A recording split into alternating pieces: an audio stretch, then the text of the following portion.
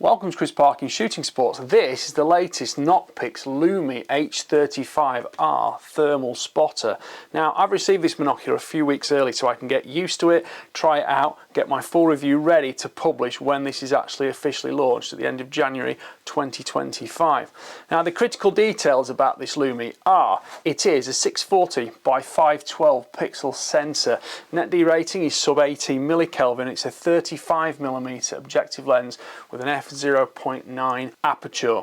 The field of view is 12.5 by 9.5 degrees, width and vertical, and overall weight is 385 grams. It's only 147mm long, 47mm wide and 74mm tall, and it's got the built-in LRF laser rangefinder. So let's open it up, because you know as much about it as I do at the moment, because I haven't even been able to open the box. So let's see if we can find our way in here. Thanks for your purchase. We're thrilled to have you join the Nocpix community. Nocpix products feature our in-house sensor technology and advanced image algorithms, ensuring superior image quality across all classes. We hope our innovation can meet your needs and bring excitement to your outdoor adventures. So let's have a look and see what's in here. This, I would presume, is the Nocpix thermal monocular itself, and that is it. So it's handheld unit, monocular. It's obviously completely ambidextrous. We've got an eye shield here which rotates either side, which has got like a hood on it.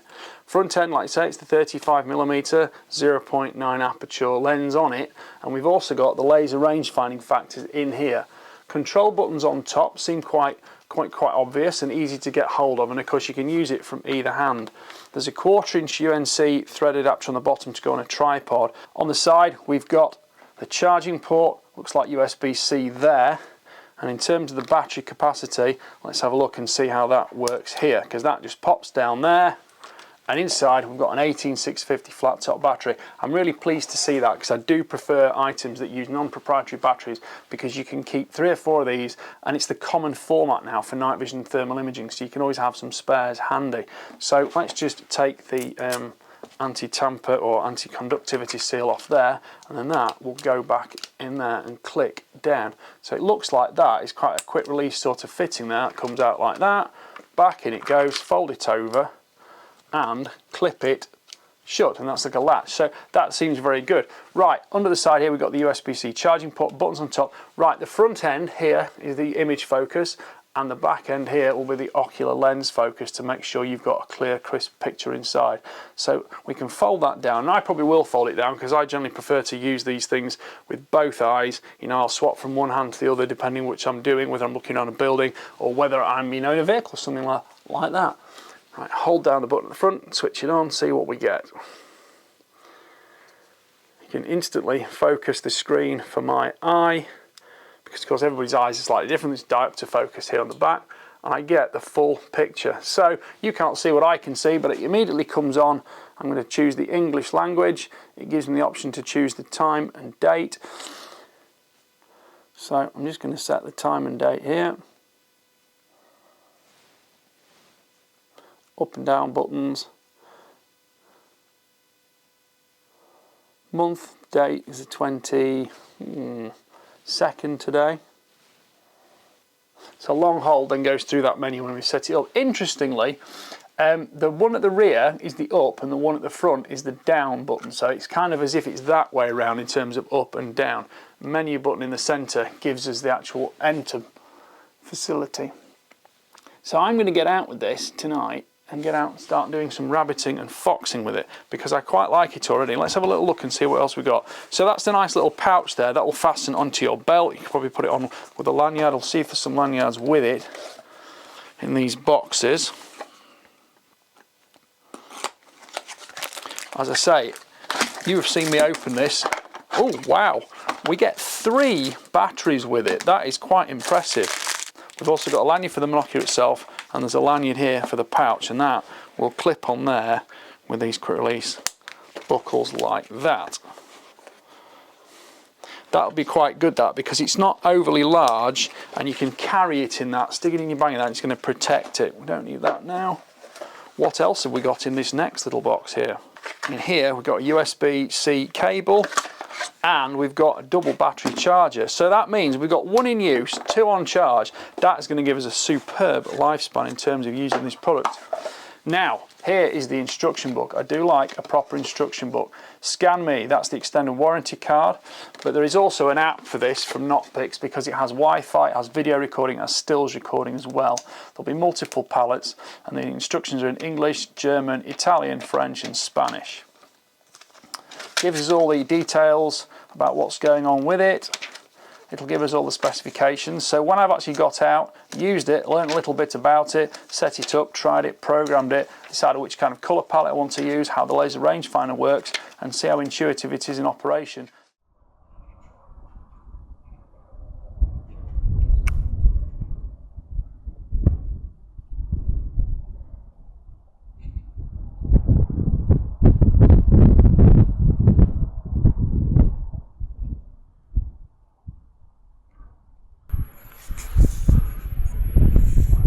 Say again.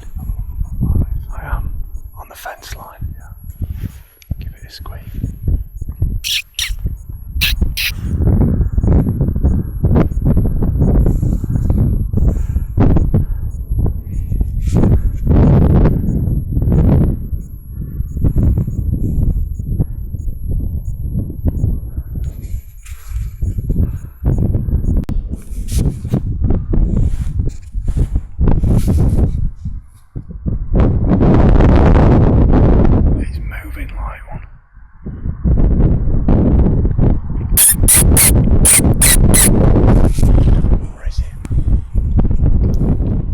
So as you can see, I've been out using the Lumi. I've had a great time with it, to be honest. It's a very compact unit, it's easy to use. Going through some of the features and functions, we'll do some of the details in a minute. I like the carrying pouch, it protects it and it's not excessively bulky. That'll go in your shooting bag, no problem at all. You can carry it with you if you want, but there is of course a neck lanyard as well to hang it around your neck, tuck it in your jacket, which I think for foxers, pest control people, deer stalkers, that's the most likely thing that's going to happen, and that's the joy of a Monocular. It's a small compact unit. The fact you get 3 batteries with it is excellent. They've got about 4.5 hour runtime each recommended, and I certainly ran them for 4 with no problems at all, but I wasn't using loads of Wi-Fi until I got home to offload photos. Battery charge is good. You get a USB-C cable as well. You can offload data. You can also charge through the unit. To be honest, I did everything through the app though. That's not something I always do, to be honest. I prefer, generally speaking, having a micro SD card on a camera or film recorder, anything like that, so I can use it, take it off, put it straight into my computer. I did actually use the app on this because it was easier to do that and transfer it all through my phone and then back to the computer that way wirelessly. Just a factor, it seemed a little bit easier to do because getting the data off here straight to the computer seemed a bit more clunky, and the app was very good. Connectivity with the app was excellent, and that is one of the reasons I'm not a huge app fan on some devices, because you can mess around and they don't connect and this, that and the other. No, with the Nocpix it was perfect, I can't complain. One thing I will say though is pretty much every time you switch it on the app and you connect through it, it does ask you if you want to do firmware updates, and about 50% of the time on that it did seem to want to do some kind of update. Now you can see on here we've got a few battle wounds already, we've got a bit of mud stuck on there, and it is IP67 rated because we've got a rubber flap here to cover the data port, and we've got everything else sealed in. I like the fact that the lens cap hangs down like that, because whether you're right-handed or left-handed, it's not folded round, it's not inconvenient, it's not in your way, and it does clip in place and stay in well. Now, that image focus on the front, that's very easy to use. It's grippy, very easy to use your fingers. The only thing is, if you look at where my thumb is there, where is my thumb? Well, my thumb is blocking the laser, and it doesn't matter if you're left or right-handed. So you have to remember not to leave your thumb there. You need to leave it on top if you're focusing like that, to make sure you're not blocking the laser when you want to use the laser rangefinder. The laser rangefinder does work very well actually, it gives you constant updates, it's quick and it's pretty accurate. It's rated out to 800 metres, but are you going to use it at 800 metres? Possibly not. I certainly wouldn't want to be trying to identify a quarry at that distance. I didn't use it off the tripod, but I could have done if I wanted to. I used it in a real life hunting scenario. I'm not there for doing some kind of studio setup, mock-ups of taking video of a wild boar at 10 metres away. The closest I got to something was actually when I had a fox on the ground, and I did actually then thermal video it, go through the colour palettes, things like that. The zoom function is good, it's easy to use, but I didn't really go beyond 5 times from the base 2.5 times magnification. 5 times seemed to be the optimum balance, making sure sure you got the best image possible without compromising too much, and you of course kept most of your field of view. I would say 75 to 80% of the time I probably left it at base 2.5 magnification, because that's just what I prefer the optical zoom itself.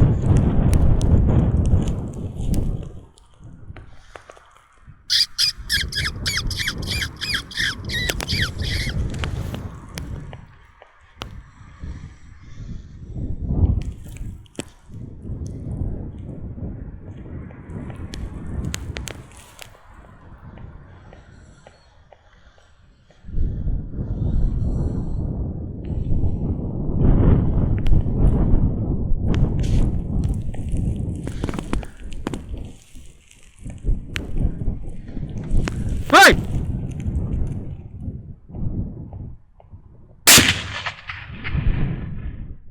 Of course it will pixelate as you zoom in, that's just a fact of life, and I think now generally speaking we're all used to the fact that no device is going to magically give you this amazing image quality at 800 or 1000 meters of a deer or a fox or something like that. It's not going to happen. The great thing about a small compact monocular is you can be watching and seeing everything. It's not onerous or heavy to use, and because you're scanning the environment constantly, you pick things up soon, pick things up quickly, and you can see from the movement and the characteristic habits of the animal, you generally know what it is already. And if you're hunting on your own land, you of course pretty much know the size of your land fields and things like that. There are multiple colour palettes. I tended to stick on white is hot as usual. Black is hot is a little bit less tiresome and it gives a bit less strain on your eyes, and of course red hot does pop out a little bit more if you need it. There are other greens and fusions and violets, but does anybody ever use those? I'm not sure they do, and I sort of judge that on the fact that when I see videos posted by people, they're always generally in one of the first three things I said, the white, black or red hot mode. I don't know if people use the others. Now this eye cup works well. It will flip back and it'll conceal your eye from getting too much eye shine coming off your face, and as you see there, it goes one way or the other depending if you're left or right handed, or I tend just to leave it folded flat because I tend to swap from one eye to the other depending on what I'm doing. If I'm in the vehicle, I've generally got my right eye more accessible, but if I'm walking around I can use either eye.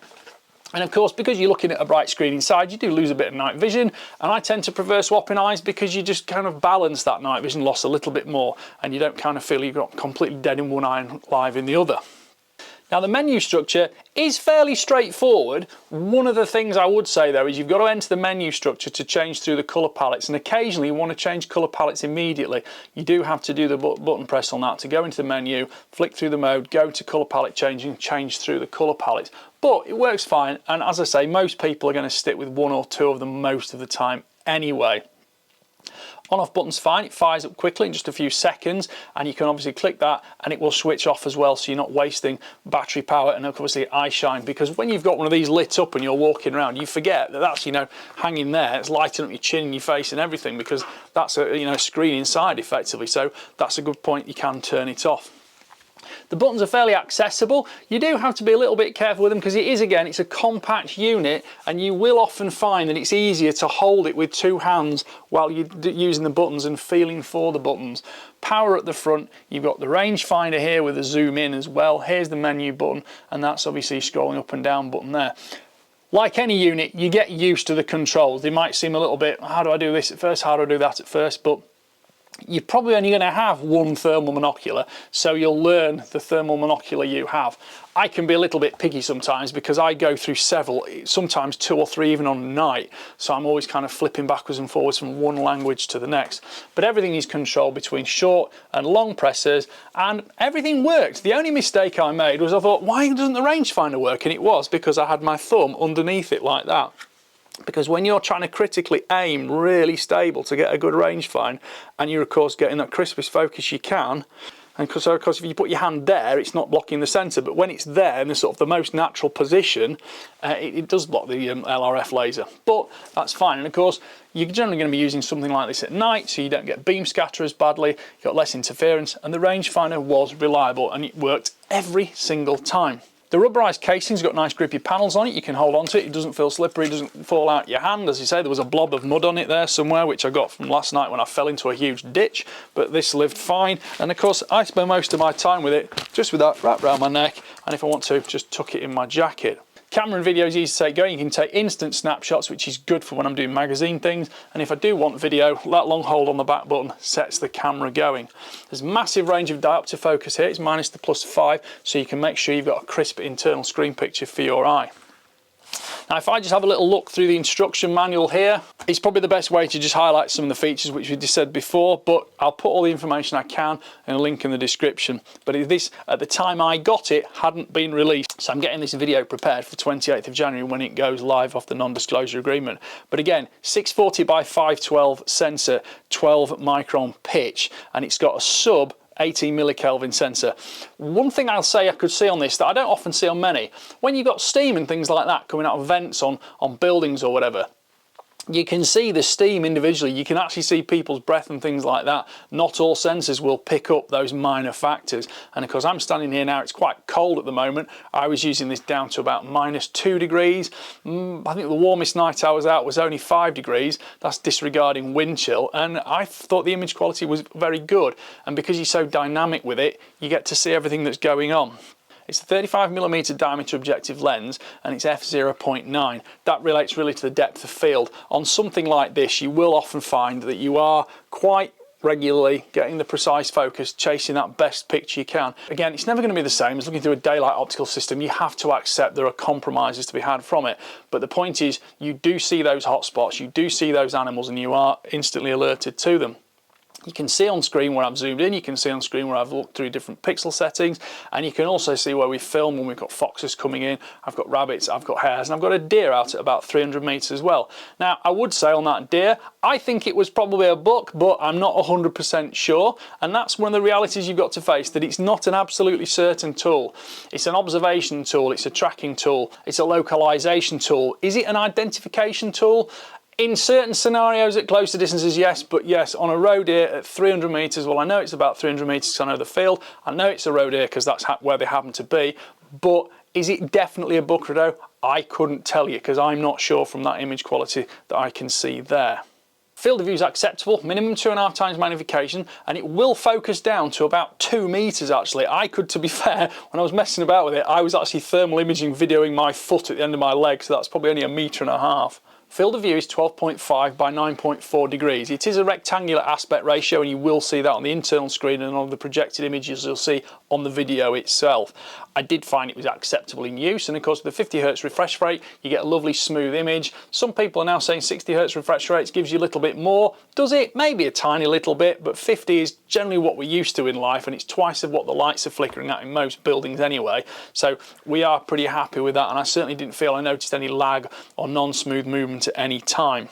Extreme detection range is rated at 1800 metres, and that's generally based around effectively a human form, 1.8, 1.9 metres tall. Look into that however you want to do.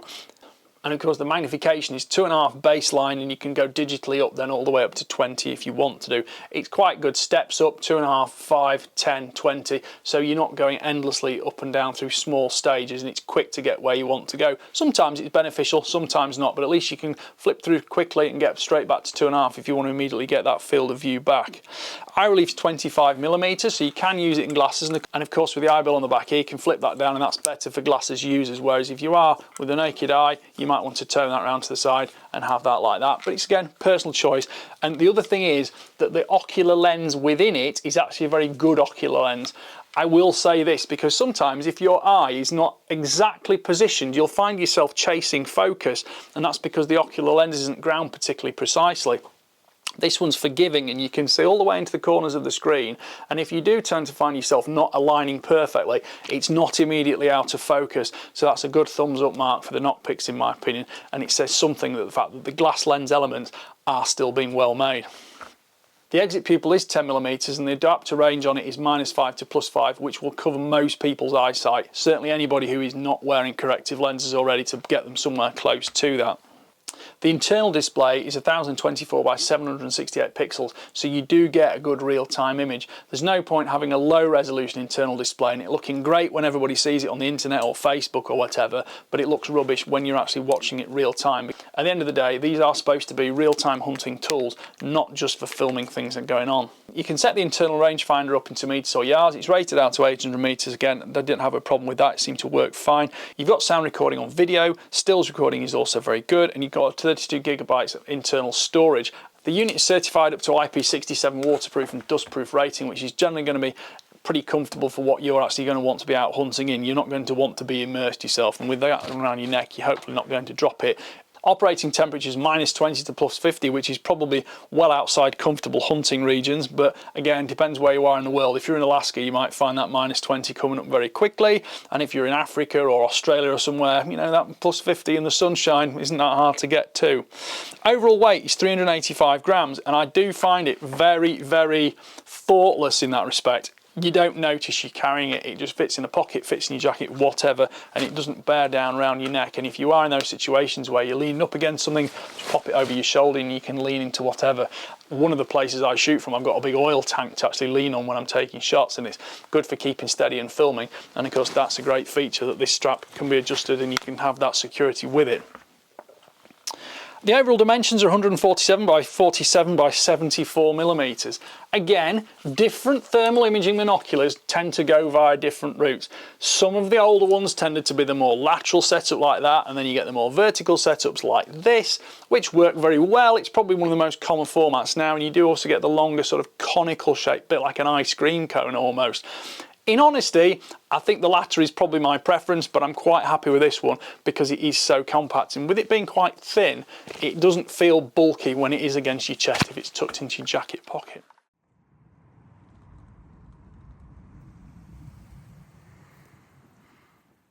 Right, well I hope you've enjoyed watching that review and some of the footage taken on it. It's all real world film, it's not been filmed from tripods, it's not been set up in studios. That's me out shooting, whether I've been on foot or in the truck, and it's the reality of using the product in the field honestly, as hopefully you as purchasers will be doing.